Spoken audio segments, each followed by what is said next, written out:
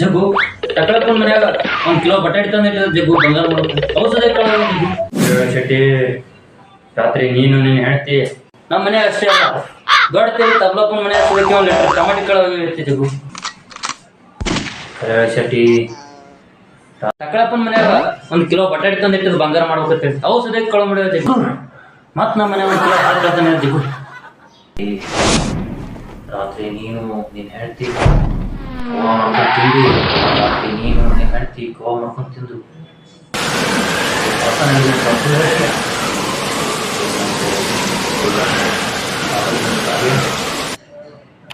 ನನಗೆ ಅವತ್ತೇ ಒಂದು ಮಾತು ಹೇಳಿದ ಮತ್ ನಮ್ಮ ಮನೆ 1 ಕಿಲೋ ಹಾಲು ಕಳ್ತಾನೆ ಜಗ್ಗು